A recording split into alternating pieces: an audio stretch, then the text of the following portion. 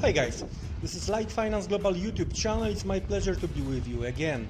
Today, very exciting topic. We are going to discuss commodities like cocoa, coffee, corn, soybean and wheat. We are going to make the big picture, so medium long term perspective from the price action setups. When it comes to the fundamentals, it's your homework. So we are doing the technical analysis stuff and you are going to prepare by yourself the fundamentals. So without further ado, let's jump straight into the video.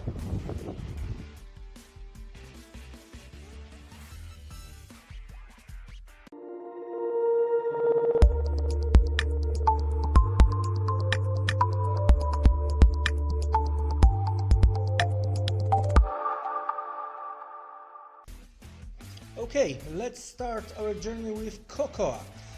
What you see here when it comes to this blue line is the high 12 years old. It's the high from the February 2011 and looks like market is trying to hit eventually some stops above. I truly believe that the latest shorts are place the stops above. But we are not going to chase the prices, of course. Very nice move to the upside out of the consolidation over here. So there are, if you are a bull, there are two ways to try to join the party.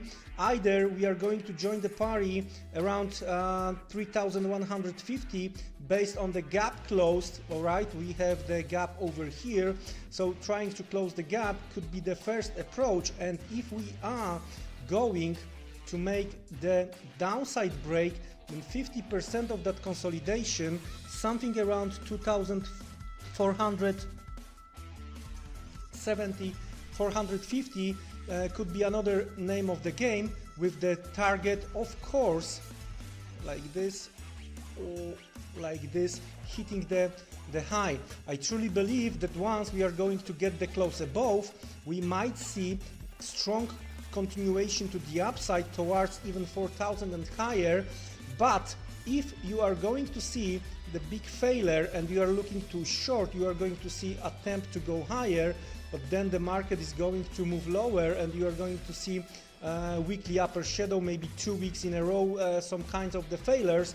Then it could be your chance to try to trade lower down towards, as I mentioned, 3,100 150. So that's cocoa. Let's switch to coffee, and there you go.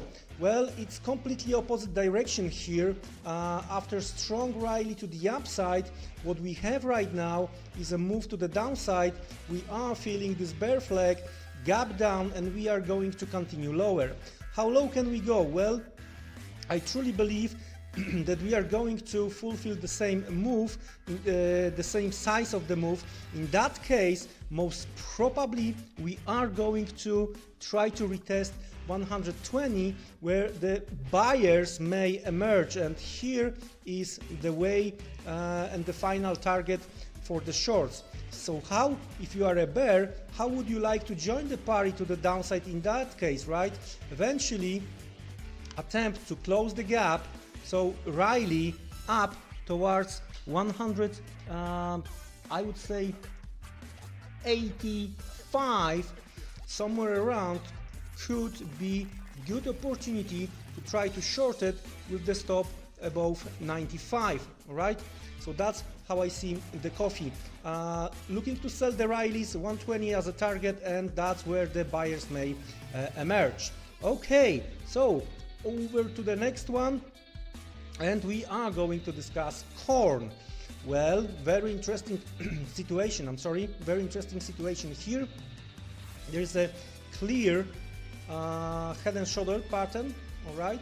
Now the question is how we are going to approach this head and shoulder, like this, all right, or we are going to make the horizontal line. In both cases, it's very interesting because, well, if we are going to try to make this type of the head and shoulder, so this was the very nice rejection, all right, and then huge gap to the downside. We close the gap and we are trying to go lower. What's the target eventually? in my opinion, we are going to try to target levels close to somewhere around 400. So if you are a seller, so you are looking for some kind of the upside move, maybe the same size like this, strong pullback going higher, and trying to reshort it around 610, 620, and targeting 400-ish. All right, that could be the case. Of course, I would be very careful, because any kind of the fundamental report which might turn bullish could be against the shorts. So again, all the fundamentals reports are on your side.